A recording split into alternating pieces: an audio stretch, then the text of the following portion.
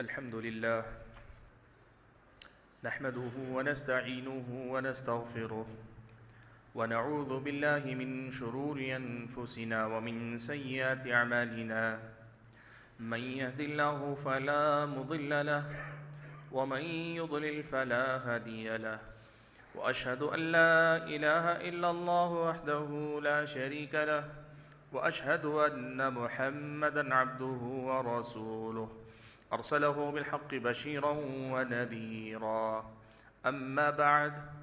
فأعوذ بالله من الشيطان الرجيم بسم الله الرحمن الرحيم يوم نقول لجهنم هل امتلأت وتقول هل من مزيد وأزلفت الجنة للمتقين غير بعيد هذا ما توعدون لكل أواب حفيظ من خشي الرحمن بالغيب وجاء بقلب منيب ادخلوها بسلام ذلك يوم الخلود لهم ما يشاءون فيها ولدينا مزيد وكم أهلكنا قبلهم من قرن هم أشد منهم بطشا فنقبوا في البلاد هل من محيص إن في ذلك لذكرى لمن كان له قلب أو ألقى السمع وهو شهيد ولقد خلقنا السماوات والأرض وما بينهما في 6 أيام وما مسنا من لغوب فاصبر على ما يقولون وسبح بحمد ربك قبل طلوع الشمس وقبل الغروب ومن الليل فسبحه وأدبار السجود واستمع يوم ينادي المناد من مكان قريب يوم يسمعون الصيحة بالحق ذلك يوم الخروج إنا نحن نحيي ونميت وإلينا المصير يوم تشقق الأرض عنهم سراعا ذلك حشر علينا يسير نحن أعلم بما يقولون وما أنت عليهم بجبار فذكر بالقرآن من يخاف وعيد وقال تبارك وتعالى أيضا إنما يعمر مساجد الله من آمن بالله واليوم الآخر وأقام الصلاة وآتى الزكاة ولم يخش إلا الله فعسى أولئك أن يكونوا من المهتدين. بزرگان محترم، ملت اسلامیہ کے نوجوانوں اور پردہ نشین خواتین اسلام،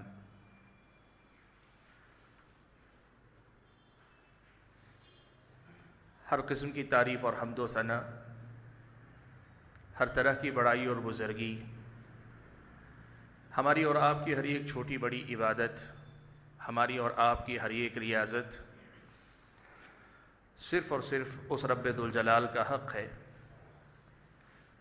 جس نے ہم اور آپ کو اپنی بندگی کے لیے پیدا فرمایا، ہماری زندگی کو یہ عظیم مقصد عطا فرمایا کہ ہم اپنی زندگی اس کی بندگی میں گزاریں، جس نے ہم اور آپ کو یہ حکم دیا کہ اللہ تعالیٰ کی بندگی میں زندگی گزار کر اس دنیا میں بھی کامیاب ہوں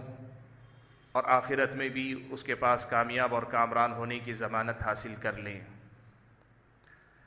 درود و سلام ہو نبی آخر الزماں پیارے نبی محمد صلی اللہ علیہ وسلم کے ذات گرامی پر،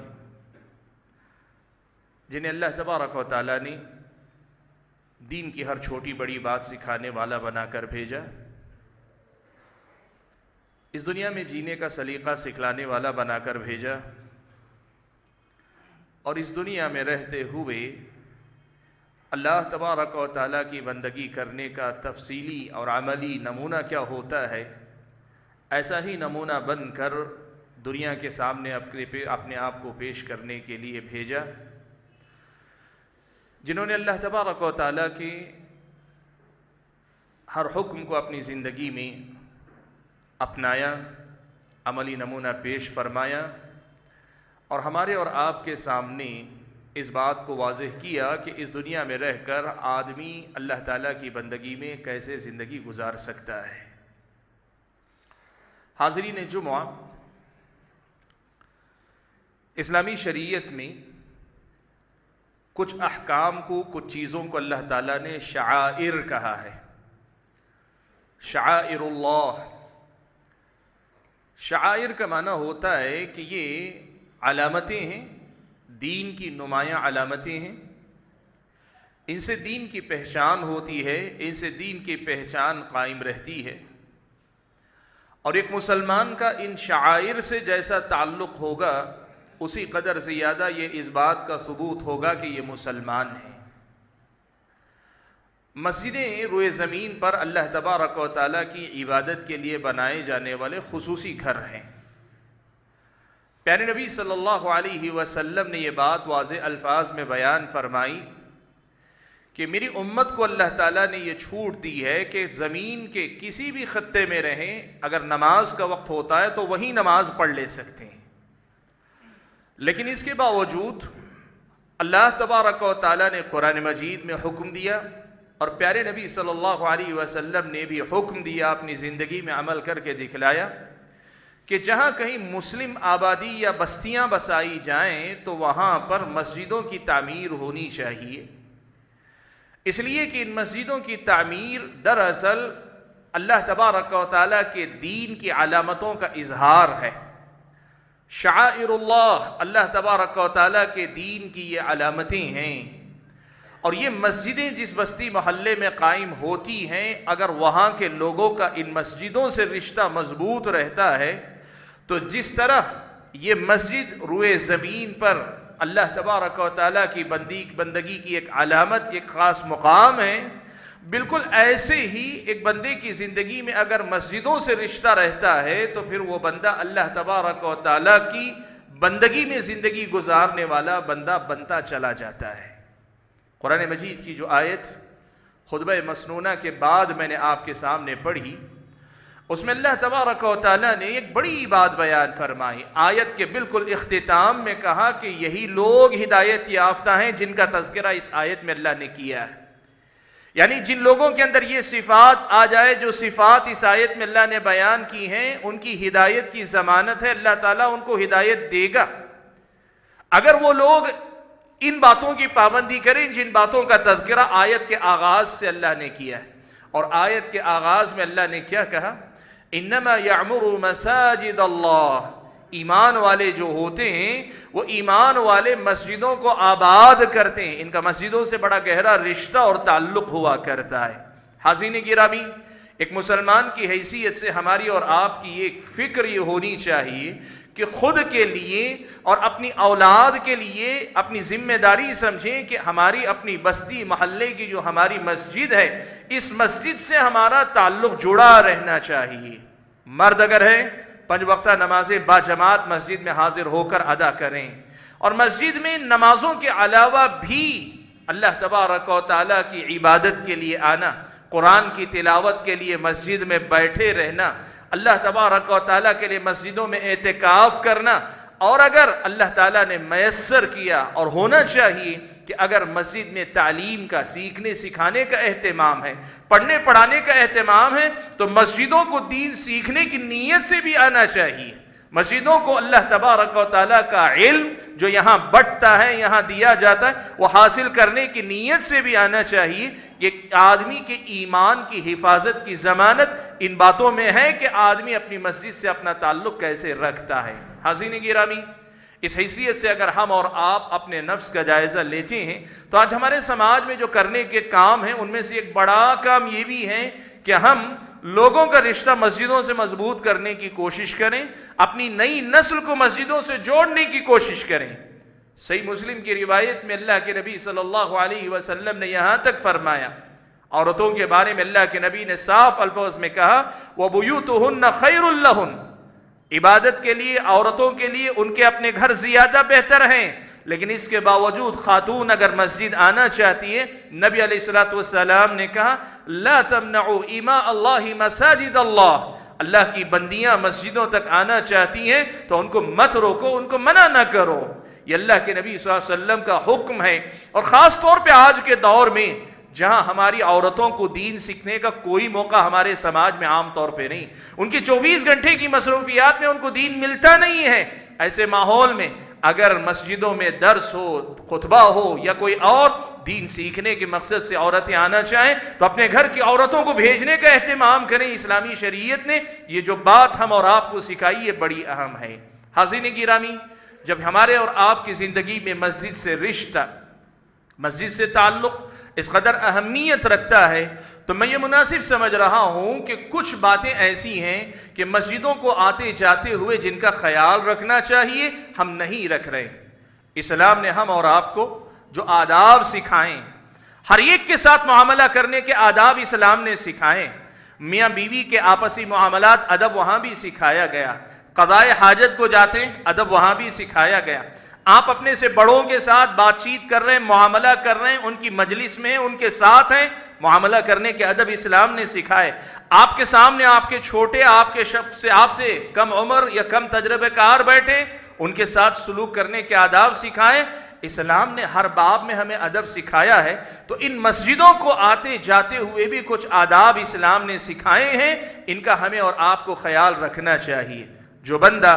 ان آداب کا خیال رکھتا ہے اور ان آداب میں اللہ تبارک و تعالیٰ کی بندگی کو تلاش کرتا ہے، اللہ کو یہاں بھی راضی کرنے کی کوشش کرتا ہے کہ مسجد آتا بھی ہے اور مسجد میں آنے کے بعد ان آداب کا لحاظ رکھتا ہے جو آداب قرآن و سنت میں سکھائے گئے ہیں، نبی علیہ السلام نے سکھلائے ہیں، تو پھر واقعی معنوں میں مسجد سے اس کا یہ رشتہ اس کی اپنی عملی اور ایمانی زندگی میں ترقی کا باعث بنتا ہے، اس کی اپنی عملی زندگی میں سدھار کا باعث بنتا ہے۔ حاضرین گرامی، مسجد سے متعلق آداب اگر ہم بات کریں، کئی ادب اسلام نے سکھائے ہیں۔ آج کی اس خطبہ جمعہ میں میں چاہتا یہ ہوں کہ صرف چند منتخب باتیں وہ رکھوں جو عام طور پر جن کی کمی ہے یا جن میں کمی ہمیں دیکھنے کو ملتی ہے۔ اسلامی شریعت نے ہم اور آپ کو ایک ادب یہ سکھایا کہ آدمی جب مسجد میں داخل ہو تو سب سے پہلا ادب یہ ہے کہ جب تک 2 رکعت نماز نہ پڑھ لے مسجد میں نہ بیٹھے۔ حضرت ابو ہریرہ رضی اللہ تعالیٰ عنہ سے روایت ہے، نبی علیہ السلام نے فرمایا کہ اذا دخل احدکم المسجد فلا يجلس حتى يصلي ركعتين، جب آدمی مسجد میں داخل ہو تو اس وقت تک نہ بیٹھے جب تک 2 رکعت نماز نہ پڑھ لے۔ یہ مسجد کا ادب ہے، یہ مسجد کا حق ہے، اسے تحیۃ المسجد کہا جاتا ہے۔ اسلامی شریعت کا یہ حکم ہے کہ آدمی جب مسجد میں داخل ہو تو بیٹھنے سے پہلے 2 رکعت ضرور پڑھے۔ اب آپ نماز کے لیے آتے ہیں، 5 وقتہ نمازوں کے لیے، تب بھی آپ 2 رکعت نماز پڑھ کر بیٹھیں، یا آپ کسی اور مقصد سے کسی اور وقت میں آتے ہیں، دن کے کسی وقت میں، رات کے کسی حصے، مسجد میں اگر داخل ہوتے 2 رکعت نماز پڑھ کر ہی آدمی کو بیٹھنا چاہیے۔ بغیر 2 رکعت پڑھے ہوئے نماز کے مسجد میں آنے کے بعد بیٹھنا نہیں چاہیے۔ حضرت ابو ذر غفاری رضی اللہ تعالیٰ عنہ کہتے ہیں میں مسجد میں داخل ہوا، میں بیٹھ گیا، نبی علیہ السلام نے پوچھا اصلیت رکعتین، 2 رکعت نماز پڑھی کیا؟ حضرت ابو ذر نے کہا کہ نہیں۔ اللہ کے نبی نے کہا قم فصلی رکعتین، چلو اٹھو کھڑے ہو جاؤ، 2 رکعت نماز پڑھو اور نماز پڑھ کر بیٹھو۔ اہل علم نے یہاں سے یہ مسئلہ بھی بتایا کہ ایک تو 2 رکعت نماز پڑھ کر بیٹھنا چاہیے، اگر کبھی آدمی بھول کر بیٹھ جائے، لا علمی کی وجہ سے بیٹھ جائے، اگر اسے پتہ بھی چلے تو دوبارہ اٹھ کر 2 رکعت نماز پڑھ کر بیٹھنا چاہیے، جیسے حضرت ابو ذر کو اللہ کے نبی نے دوبارہ اٹھ کر بیٹھنے کا 2 رکعت پڑھنے کا حکم دیا ہے۔ میرے بھائیوں، آج یہ مسئلہ ہمارے سماج میں بھولا ہوا ہے، بھولا ہوا مسئلہ ہے۔ لوگ آتے ہیں مسجد میں بیٹھتے نہیں، بیٹھ جاتے ہیں اور نماز 2 رکعت کا اہتمام نہیں کرتے۔ یہ تحیۃ المسجد کا اہتمام ہونا چاہیے۔ بالخصوص جمعہ کے دن اگر کوئی آدمی آئے اور امام خطبہ دے رہا ہو، امام کا خطبہ جاری ہو، عام طور پہ یہ بات ہمارے ذہنوں میں بیٹھی ہوئی ہے کہ جب خطیب خطبہ دے رہا ہو تو آدمی کو خطبہ غور سے سننا چاہیے۔ یہ بات صحیح ہے کہ آدمی جب تک مسجد میں آئے اور خطیب خطبہ دے رہا ہے تو آدمی کو خطبہ سننے کے علاوہ کسی اور کام میں مشغول نہیں ہونا چاہیے، لیکن اس حالت میں بھی یہ جو 2 رکعت نماز والا مسئلہ ہے، نبی علیہ السلام نے اس کی خاص تاکید فرمائی۔ صحیح بخاری و مسلم کی روایت ہے، سلیک غطفانی رضی اللہ تعالیٰ عنہ مسجد میں داخل ہوئے اور داخل ہو کر بیٹھ گئے سیدھے۔ اللہ کے نبی خطبہ دے رہے تھے، اللہ کے نبی نے دیکھا مسجد میں داخل ہوئے ہیں اور نماز پڑھے بغیر بیٹھ گئے۔ اللہ کے نبی نے سیدھے ان سے پوچھا کہ یا فلان، اے فلان، کیا تم نے 2 رکعت نماز پڑھی؟ کہا نہیں۔ کہا اٹھو، اٹھ کے 2 رکعت نماز پڑھ کر بیٹھو۔ اللہ کے نبی صلی اللہ علیہ وسلم نے حکم دیا۔ اسلامی شریعت کا یہ حکم ہے کہ خطبہ جمعہ شروع ہونے سے پہلے اگر آپ مسجد میں آ جاتے ہیں تو کم سے کم 2 رکعت، اور زیادہ کی کوئی حد نہیں، 2 رکعت کر کے جب تک امام ممبر پہ نہ بیٹھ جائے تب تک نماز پڑھ سکتے ہیں آپ، لیکن کم سے کم 2 رکعت پڑھنے چاہیے۔ اور یہ 2 رکعت نماز امام خطبہ بھی دے رہا ہو تب بھی آ کر آدمی کو 2 رکعت پڑھنے چاہیے۔ آج یہ مسئلہ بھی ہمارے سماج میں تقریباً بھولا ہوا ہے، لوگ اس حکم پہ عمل کرتے نظر نہیں آتے۔ خاص طور پر ایک بڑی تعداد ایسی ہوتی ہے، وہ مسجد میں داخل ہوتے ہی اس وقت ہیں جب امام کا خطبہ ختم ہونے والا ہوتا ہے، اتنا وقت ان کے پاس نہیں ہوتا کہ 2 رکعت پڑھ سکیں، تو آدمی آ کر بیٹھ جاتا ہے، یا پھر یہ کہ آدمی ایسے سمجھتا ہے جیسے اس پر کوئی حق ہے ہی نہیں۔ یہ مسجد کا ادب ہے کہ 2 رکعت نماز کم از کم آدمی کو پڑھنا چاہیے جب کبھی بیٹھے۔ ہاں، اہل علم نے ایک مسئلہ یہ ضرور لکھا کہ اگر آپ مسجد میں نماز باجماعت سے پہلے آتے ہیں اور نماز باجماعت سے پہلے کی 2 رکعت سنت اگر آپ پڑھتے ہیں، سنت مؤکدہ یا غیر مؤکدہ، تو یہ 2 نمازیں جو سنت کی ہیں وہ سنت وہی تحیت المسجد کے لیے بھی کافی ہو جاتی ہیں۔ اگر کوئی سنت 2 رکعت پڑھ رہا ہے وہی اس کی تحیت المسجد کے لیے کافی ہو سکتی ہیں۔ بھائیو، یہ پہلا مسئلہ ہے جس کا ہم اور آپ کو خیال رکھنا چاہیے۔ دوسرا مسئلہ اسلامی شریعت نے ہم اور آپ کو جو بتایا مسجدوں سے متعلق وہ یہ ہے، جس میں ہم غلطی کرتے ہیں وہ یہ کہ مسجد میں اگر ہم اور آپ موجود ہیں اور کسی بھی نماز کے لیے اذان ہو جاتی ہے تو اذان ہونے کے بعد مسجد سے باہر نہیں نکلنا چاہیے۔ آدمی کو اذان ہو جانے کے بعد مسجد سے باہر نہیں جانا چاہیے۔ حضرت ابو ہریرہ رضی اللہ تعالیٰ عنہ کی روایت ہے، وہ مسجد میں موجود تھے، اذان دی گئی، مؤذن نے اذان کہی، ایک آدمی اذان ہونے کے بعد میں مسجد سے نکل کر باہر گیا تو حضرت ابو ہریرہ نے کہا اما هذا فقد عصى ابا القاسم صلی اللہ علیہ وسلم، کہا کہ اس آدمی نے نبی علیہ السلام کی مخالفت کی، اس آدمی نے جس نے نماز اذان ہونے کے بعد مسجد سے باہر نکلا ہے، اس آدمی نے نبی علیہ السلام کی مخالفت کی ہے۔ بعض اہل علم نے اس حدیث کی شرح کرتے ہوئے ایک مناسبت بڑی عجیب بتائی، وہ کہتے ہیں کہ اللہ کے نبی صلی اللہ علیہ وسلم نے شیطان کے بارے میں یہ کہا ہے کہ جب مؤذن اذان دیتا ہے تو شیطان آواز کے ساتھ ہوا خارج کرتے ہوئے بھاگ نکلتا ہے۔ اللہ کے نبی چاہتے ہیں، اہل علم نے لکھا کہ اللہ کے نبی چاہتے ہیں کہ جس طرح شیطان اذان کی آواز سن کر بھاگ نکلتا ہے، مومن مسجد سے اگر اذان کے بعد نکلتا ہے تو اس کی حالت شیطان کی حالت کے مشابہ ہو جائے، کہیں ایسا نہ ہو، شاید اس لیے اللہ کے نبی صلی اللہ علیہ وسلم نے اس سے منع کیا ہے۔ بھائیو، چاہے سبب کوئی بھی ہو لیکن یہ ادب یاد رکھا جائے کہ مسجد میں اذان اگر ہو جاتی ہے تو اذان ہونے کے بعد مسجد سے نکلنا نہیں چاہیے، الا کہ حضرت سعید ابن مسیب رحمۃ اللہ علیہ کہا کرتے تھے کہ اگر ایسی کوئی ضرورت ہے، جیسے آدمی جنوبی ہو گیا، ناپاک ہو گیا، یا پھر یہ کہ آدمی کو وضو کرنے کے لیے مسجد کی حدود سے باہر جانا پڑ رہا ہے، یا پھر یہ کہ آدمی واپس لوٹ کر آنا چاہتا ہے، جا رہا ہے، اذان ہوا، آدھے گھنٹے کا وقت ہے، وہ جا رہا ہے پھر واپس یہیں آ کر نماز پڑھے گا، ایسی صورت میں وہ آدمی باہر نکل سکتا ہے۔ بعض اہل علم نے اس کے لیے استدلال کیا کہ نبی علیہ السلام ایک مرتبہ داخل ہوئے مسجد میں، جیسے ہی آپ آئے اقامت کہہ دی گئی، آپ صلی اللہ علیہ وسلم کو یاد آیا کہ آپ کو غسل کرنا باقی ہے، آپ واپس مسجد سے اپنے گھر تشریف لے گئے، غسل کر کے واپس اللہ کے نبی آئے۔ اس حدیث کی روشنی میں اہل علم نے کہا اگر کوئی آدمی واقعتاً لوٹ کر آ رہا ہے اسی مسجد میں نماز کے لیے، وہ نکل سکتا ہے، الا ہی کہ ایسا کوئی آدمی ہے جیسے کوئی مسافر آدمی، مسافر پر باجماعت نماز نہیں ہے، وہ نہ مسجد میں داخل ہوا، وہ اپنی نماز پڑھا ہے، اذان ہو گئی، اب اس کے لیے جماعت کا انتظار کرنے کی ضرورت نہیں، اس لیے کہ مسافر پر جماعت فرض نہیں ہے، وہ آدمی نکل سکتا ہے، جن کے لیے جماعت سے چھوٹ ہے وہ نکل سکتا ہے، ورنہ مقامی مصلی جو ہوتے ہیں ان کے لیے درست نہیں ہے کہ وہ مسجد چھوڑ کر مسجد سے واپس نکلے اذان ہو جانے کے بعد۔ ہمارے معاشرے میں ایسا ہوتا ہے، بعض حضرات ایک نماز کے بعد، جیسے نماز مغرب کے بعد بیٹھ جاتے ہیں، کچھ اپنی بات چیت میں لگے رہتے ہیں، جیسے ہی اذان ہوتی ہے ان کو یاد آتا ہے میرا فلاں کام ہے، اذان ہونے کے بعد دوڑے دوڑے جاتے ہیں۔ یہ غلط ہے، ایسا نہیں ہونا چاہیے۔ آپ کو اگر کچھ کام ہے اذان ہونے سے پہلے نکل جائیں اور جماعت سے پہلے واپس آئیں،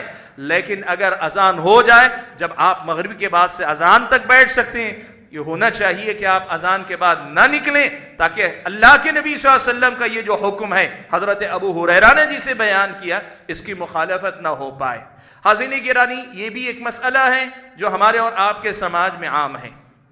ایک تیسرا مسئلہ، تیسرا ادب ہے یا تیسری بات ہے جس سے متعلق غلطی ہمارے سماج میں بہت عام ہے، اور وہ مسئلہ کیا ہے؟ لوگ مسجدوں میں داخل ہوتے ہیں تو یہاں آنے کے بعد کئی کام کرتے ہیں۔ ایک کام مثال کے طور پہ کچھ لوگوں کا ہوتا ہے کہ جب وہ مسجد میں داخل ہوتے ہیں اور امام نماز میں کھڑا ہو گیا ہوتا ہے، 2-3 الگ الگ قسم کی حرکتیں کرتے ہیں۔ کچھ لوگ انتظار کرتے ہیں کہ جب تک امام دوبارہ قیام میں نہ کھڑا ہو جائے وہ مسجد صف میں داخل نہیں ہوتے، کھڑے رہتے ہیں، انتظار کر رہے ہیں۔ امام رکوع میں ہے، رکوع سے اٹھا ہوا ہے، قیام قومہ میں کھڑا ہے، یا پھر سجدے میں ہے، حتیٰ کہ تشہد میں بھی ہے، پہلے تشہد میں لوگ کھڑے رہتے ہیں پیچھے آرام سے، جب تک امام دوبارہ حالت قیام میں نہ آ جائے وہ جماعت کے ساتھ جڑتے نہیں ہیں۔ اسلامی شریعت کی نظر میں یہ طریقہ غلط، اسلامی شریعت کی نظر میں یہ انداز غلط ہے، اسلامی شریعت کی نظر میں یہ خلاف سنت ہے۔ نبی علیہ السلام نے ایک بات بیان فرمائی ان لوگوں کے بارے میں جو جماعت میں شامل ہونے کے مقصد سے دوڑ کر آتے ہیں، تیز آتے ہیں۔ اللہ کے نبی نے کہا چل کر آؤ، وقار اور اطمینان کے ساتھ آؤ، سکون اور اطمینان کے ساتھ آؤ، لیکن جب آ جاؤ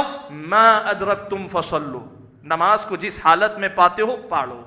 نماز کو جس حالت میں پاتے ہو پالو، وما فاتکم فاتموا، جو چھوٹ گیا اس کی تلافی کر لو۔ بعض اہل علم نے اس حدیث کی شرح کرتے ہوئے بڑی پیاری بات لکھی، کہا ایک عام آدمی یہ سوچتا ہے رکوع ہو گیا یا سجدہ ہو گیا ہے یا تشہد میں بیٹھے، یہ رکعت تو مجھے ملنے والی نہیں ہے، مجھے اگلی رکعت ہی ملے گی، اس لیے قیام میں ہی شامل ہوگا۔ حالانکہ اس نادان کو سمجھنا چاہیے رکعت تو بعد والی ہی ملے گی، لیکن امام کے ساتھ اگر شامل ہو گیا تو جو رکوع ملا، جو سجدہ ملا، اس میں جو دعا ملی، جو تشہد ملا، اس کے جو خیر، اس کا جو برکت ہے، یہ اتنا بڑا خیر و برکت ہے کہ ایک عام مسلمان اس سے کبھی غفلت نہیں برت سکتا۔ یہ طرز عمل غلط ہے کہ مسجد میں آ جانے کے بعد نماز با جماعت ہو رہی ہو، آدمی پیچھے کھڑے انتظار کرے کہ قیام کی حالت میں امام آئے، جماعت آئے تو میں جا کر اس کے ساتھ شامل ہوگا۔ یہ مسجد میں آنے والے ہمارے بھائیوں کی ایک ایسی غلطی ہے جو ہم اور آپ دیکھتے ہیں، اور اس پر مستزاد، اس سے زیادہ تکلیف دہ بات یہ ہے کہ نماز با جماعت جاری ہو اور کچھ بھائی آ جاتے ہیں اور پیچھے آپس میں گفتگو میں لگے رہتے ہیں، یہ اس سے کچھ پوچھ رہا ہے، وہ اس سے کچھ پوچھ رہا ہے، سلام ہو رہا ہے، دعا ہو رہی ہے، ملاقات ہو رہی ہے، گفتگو ہو رہی ہے۔ آپ دیکھو نبی علیہ السلام کا حکم کیا ہے؟ جب مسجد میں آدمی داخل ہو، اللہ کے نبی صلی اللہ علیہ وسلم نے یہاں تک کہا اذا اقیمت الصلاۃ فلا صلاۃ الا المکتوبہ، جب اقامت کہہ دی جائے تو کوئی نماز درست نہیں سوائے اس فرض نماز کی۔ آپ فرض نماز جب جاری ہو اس وقت دوسری نماز نہیں پڑھ سکتے، تو فرض نماز کے وقت میں آپ پیچھے کھڑے ہو کر آپس میں بات چیت کر سکتے ہیں، آپس میں گفتگو کر سکتے ہیں، آپس میں تبادلہ خیال کر سکتے ہیں، حال چال پوچھ سکتے ہیں۔ کتنی ایسی مثالیں دیکھنے کو ملتی ہیں، نہ صرف یہ کہ انتظار میں ہوتے ہیں، آپس میں کھڑے باتیں کرتے رہتے ہیں، اور اگر اس پر بات کمزور کنٹرول میں نہ رہے، کبھی اتنی بلند آواز سے بھی باتیں کرتے ہیں کہ نمازیوں کی نماز میں خلل ہو جائے۔ میرے بھائیوں، یہ مسجد میں داخل ہونے والے ہمارے اور آپ کے بھائیوں کی غلطیوں میں سے ایک غلطی ہے کہ جب مسجد میں داخل ہوتے ہیں تو اس بات کا خیال نہیں رکھا کرتے، پیچھے کھڑے رہتے ہیں یا کھڑے ہو کر بات چیت میں لگے رہتے ہیں۔ ایک اور مسئلہ بھی ہے جو مسجد سے متعلق ہے جس میں کوتاہی نظر آتی، اور وہ مسئلہ کیا ہے؟ اسلامی شریعت کے مطابق اگر کوئی آدمی مسجد میں آتا ہے یا مسجد میں رہتا ہے تو اسلامی شریعت کی نظر میں راجح قول کے مطابق یہ ہے کہ دین کی گفتگو کے علاوہ دنیا کی باتیں بھی اگر آدمی کرتا ہے تو یہ جائز ہے اسلام کی نظر میں، لیکن اس کے سلسلے میں کچھ نزاکتیں، کچھ باریکیاں ہیں جن کا خیال رکھنا ہے۔ سب سے پہلی بات تو یہ کہ آدمی کو یہاں مجلس جما کے بیٹھنا نہیں چاہیے، یہاں مجلسیں نہیں لگانی چاہیے وقت گزاری کے لیے۔ آپ آئے ہیں، نماز کے لیے آئے ہیں، نماز کے بعد کسی سے مل رہے ہیں، حال چال پوچھ رہے ہیں، بات چیت کر رہے ہیں اور مباح اور جائز گفتگو کر رہے ہیں، اسلامی شریعت کی نظر میں یہ جائز ہے، لیکن یہ گفتگو بھی ہونی کیسی چاہیے؟ ایسی گفتگو ہونی چاہیے کہ جس گفتگو سے نمازیوں کی نماز میں خلل نہ ہونے پائے، عبادت کرنے والوں کو اپنی عبادت میں خلل نہ محسوس ہو، لوگوں کو یہاں جو عبادت کرنے کے لیے آتے ہیں آپ کی وجہ سے کسی قسم کی تکلیف نہ ہونے پائے۔ پیارے نبی صلی اللہ علیہ وسلم سے اس سلسلے میں جو احادیث ہم اور آپ کو ملتی ہیں میں آپ کے سامنے ذکر کرتا ہوں۔ سماک ابن حرب کہتے ہیں میں نے حضرت جابر ابن سمرہ رضی اللہ تعالیٰ عنہ سے پوچھا کہ اکنت تجلس رسول اللہ صلی اللہ علیہ وسلم، آپ نبی علیہ الصلوۃ والسلام کے صحابی ہیں، ساتھی ہیں، کیا آپ اللہ کے نبی صلی اللہ علیہ وسلم کے ساتھ مجلسیں مستقل بیٹھنے کا آپ کو موقع ملتا تھا؟ آپ اللہ کے نبی کے مجلس کے ساتھی ہوا کرتے تھے کیا؟ حضرت جابر ابن سمرہ نے کہا کہ ہاں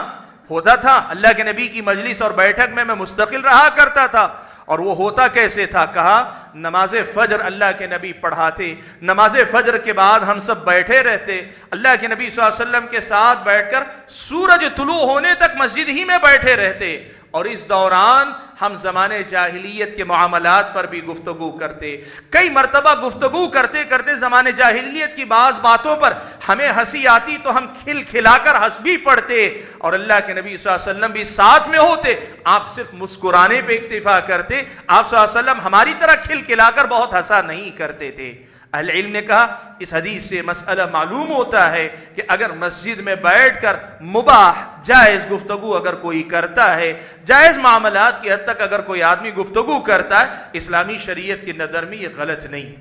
لیکن اس گفتگو سے نمازیوں کی نماز میں خلل نہیں ہونا چاہیے، عبادت کرنے والوں کی عبادت میں خلل نہیں ہونا چاہیے۔ ایک آدمی دعا کر رہا ہے، آپ کے ہنسنے بولنے کی وجہ سے اسے تکلیف ہو رہی ہے، ایک آدمی قرآن کی تلاوت کر رہا ہے اسے تکلیف ہو رہی ہے، آپ نماز پڑھ رہے ہیں، آپ ایک آدمی نماز پڑھ رہا ہے اس کی نماز میں آپ کی وجہ سے خلل ہو رہا ہے، اسلام کی نظر میں یہ ناپسندیدہ ہے۔ مسند احمد کی روایت ہے، متعدد صحابہ سے روایت آئی، نبی علیہ الصلوۃ والسلام نے یہ بات بیان فرمائی کہ لا يجهر بعضكم على بعض بالقراءة، یہ روایت میں فی الصلاۃ، اللہ کے نبی صلی اللہ علیہ وسلم نے کہا تم میں سے بعض کے مقابلے میں اتنی آواز بلند نہ کرے۔ اہل علم نے لکھا اس حدیث کا مفہوم یہ ہے کہ اگر آپ مسجد میں موجود ہیں، مسجد میں رہتے ہوئے اگر آپ بلند آواز سے قرآن کی تلاوت کر رہے ہیں، قرآن زور سے پڑھ رہے ہیں، جس کی وجہ سے دوسرے نمازی کی نماز میں خلل ہو رہا ہے یا دوسرے عبادت گزار کی عبادت میں خلل ہو رہا ہے، اللہ کے نبی نے اس سے منع کیا۔ اللہ کے نبی نے اس بات سے منع کیا کہ اگر کوئی آدمی قرآن بھی مسجد میں اتنی آواز سے پڑھے کہ جس کی وجہ سے دوسرے کی عبادت میں خلل ہو، تو اللہ کے نبی نے اس سے منع کیا۔ بھائیو ذرا سوچ کر دیکھو، قرآن پڑھنے والے کی بلند آواز ناقابل برداشت ہے، اگر دوسروں کی عبادت میں خلل ہو رہا ہے تو آج ہمارے اور آپ کے سماج اور معاشرے میں جو ماحول ہے کہ نماز ہونے کے ساتھ لوگ مجلسیں جما کر بیٹھتے ہیں، لمبی لمبی گفتگو کرتے ہیں، اور اللہ معاف فرمائے غیبتیں بھی ہوتی ہیں، چغلیاں بھی ہوتی ہیں، شکایتیں بھی ہوتی ہیں، برائیاں بھی ہوتی ہیں، ایک دوسرے کے بارے میں بدگمانی بھی ہوتی ہے، بدزبانی بھی ہوتی ہے، جھوٹ بھی ہوتا ہے، سچ بھی ہوتا ہے، کیا کچھ ہوتا ہے۔ مسجدیں ایسی مجلسوں کے لیے نہیں ہیں، مسجدیں ایسی مجلسوں کے لیے نہیں ہیں، مسجدیں اللہ تعالیٰ کے ذکر کے لیے ہیں۔ آپ اللہ کے ذکر کے لیے آئیں، یہاں دین سیکھ رہے، ہاں آتے جاتے ہوئے انسان ہونے کے ناطے، رشتے ناطے تعلقات ہونے کے ناطے سلام دعا ہوتی ہے، بات چیت ہوتی ہے، بوقت ضرورت بقدر ضرورت اگر بات چیت ہوتی ہے، اسلامی شریعت کی نظر میں اس میں کوئی حرج کی بات نہیں۔ لیکن کوئی آدمی اسے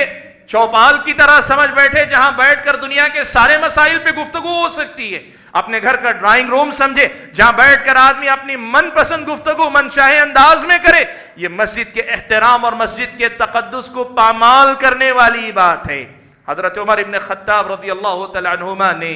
دو لوگوں کو دیکھا، نبی علیہ الصلوۃ والسلام کی مسجد نبوی میں بڑے بلند آواز سے گفتگو کر رہے تھے۔ حضرت عمر نے بلا بھیجا، دونوں کو بلا کر دیکھا، پوچھا کیا تم دونوں مدینے والے ہو؟ کہا نہیں، ہم باہر سے آئے ہوئے مسافر ہیں، یہاں باہر سے آئے ہوئے ہیں۔ حضرت عمر نے کہا لو کنتما من اہل المدینہ لاوجعتکما ضربا، اگر تم اہل مدینہ میں سے ہوتے نا تو آج تمہاری بڑی پٹائی میں کرتا۔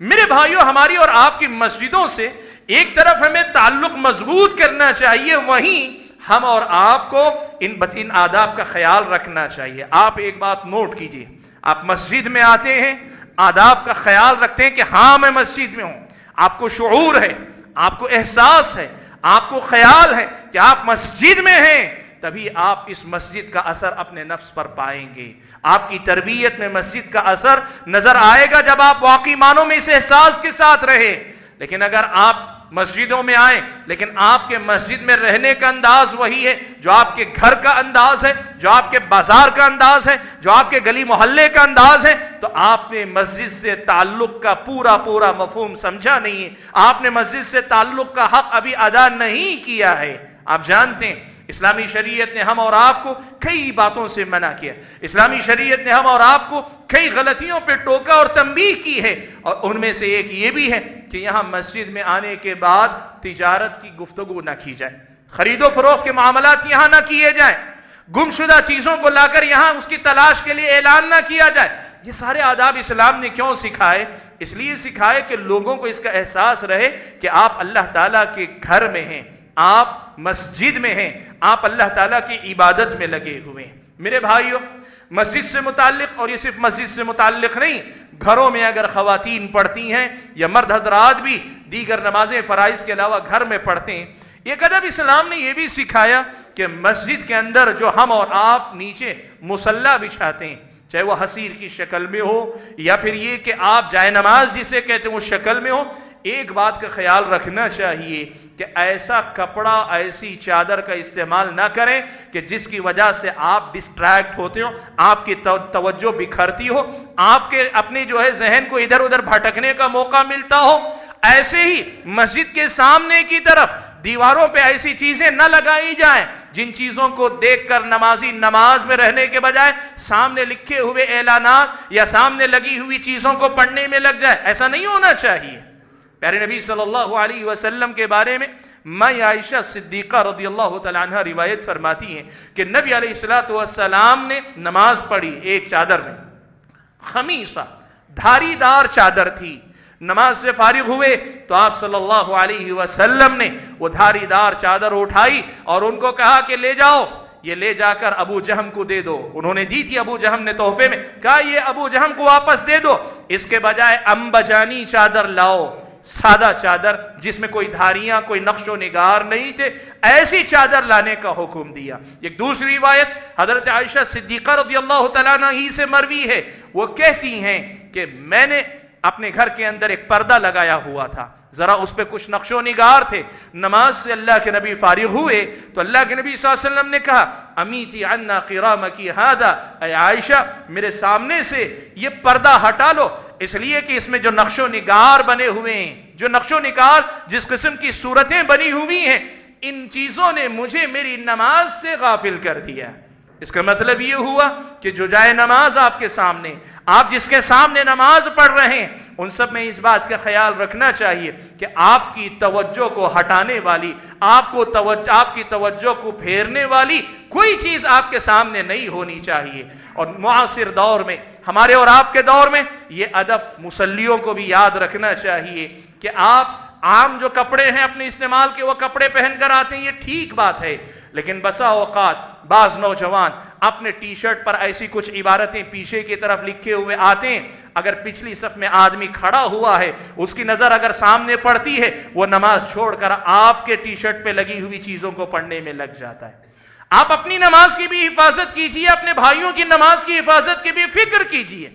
ایسی چیزیں، ایسی جائے نماز، ایسے سامنے پردے، ایسے لباس جو دوسروں کی اور خود کی نماز میں خلل پیدا کرنے کا باعث بنے، ایسی چیزوں سے ہم اور آپ کو پرہیز کرنا چاہیے۔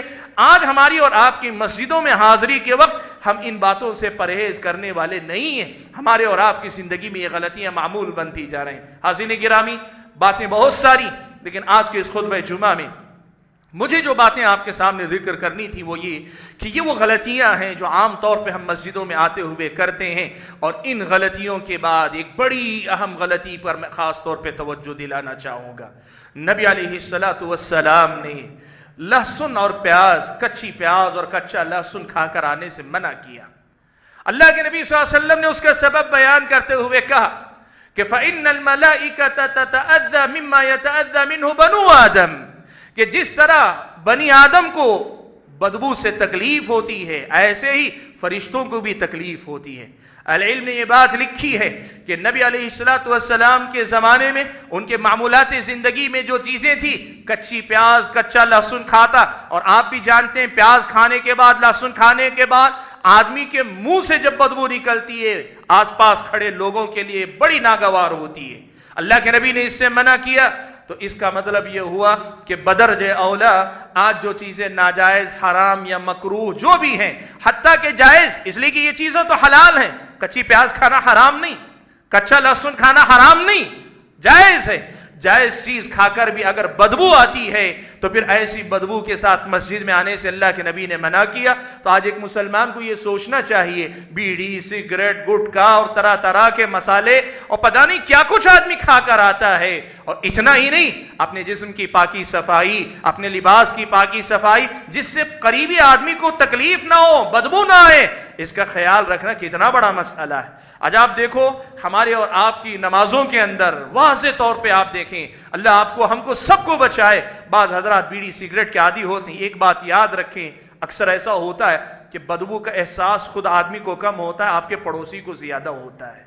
آپ کو لگتا ہوگا کہ میں نے سگریٹ پی لیا، بیڑی پی لیا، حرام ناجائز ہے، لیکن آپ یہ سوچتے ہوں گے کہ اس کے بعد میں نے فلاں چیز کھا لی، بدبو مر گئی، دبتی نہیں۔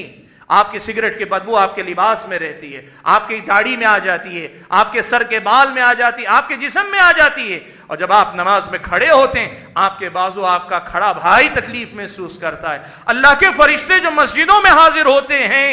ان فرشتوں کو تکلیف ہوتی ہے۔ مسجدوں کو آتے ہوئے ان تمام باتوں کا خیال رکھیں۔ اور ایک بات اور اسی سے جڑی ہوئی یہ بھی آپ کے سامنے ذکر کر دوں کہ مسجدوں میں آتے جاتے ہوئے، چاہے مسجدوں کے ٹوائلٹس ہوں یا مسجدوں کے سامنے وضو خانے ہوں، ان میں تھوکنا یا گندگی صاف کیے بغیر چلے جانا، یہ مومن کا شیوا نہیں ہے،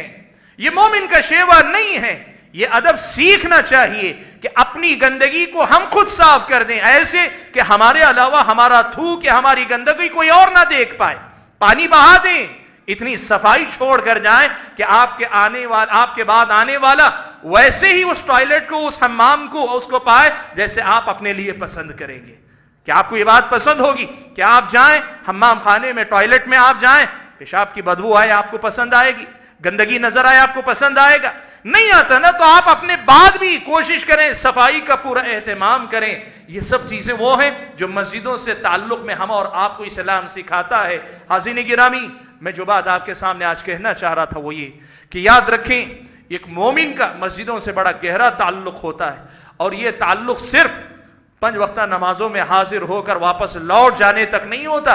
یہ تعلق بڑا گہرا ہوتا ہے۔ اس کا اثر اس کی اپنی ایمانی زندگی پر ہوتا ہے، اس کی اپنی عملی زندگی پر ہوتا ہے۔ اور اگر ہم اور آپ واقعی معنوں میں مسجدوں کے اثرات اپنی زندگی میں دیکھنا چاہتے ہیں تو مسجد سے تعلق ان تمام آداب اور تعلیمات کی پابندی کے ساتھ ہونا چاہیے جو اسلام نے ہم اور آپ کو سکھائے ہیں۔ اللہ سے دعا کیجئے کہ اللہ تعالیٰ مجھے، آپ سبھی حضرات کو، تمام خواتین کو، یہ جو باتیں ہم نے سنی ہیں ان آداب کو سمجھ کر اپنی زندگی میں اپنانے کی توفیق عطا فرمائے۔ اللہ تعالیٰ دین کی صحیح سمجھ عطا فرمائے، اور جو بات سمجھ میں آتی ہے اس پر عمل پیرا ہونے کی توفیق عطا فرمائے۔ اللہ تبارک و تعالیٰ جب تک دنیا میں رکھے ایمان اور اسلام پر قائم رکھے، اور جب اپنے پاس بلائے تو ایمان کی حالت میں بلائے۔ آمین وآخر دعوانا ان الحمد للہ رب العالمین۔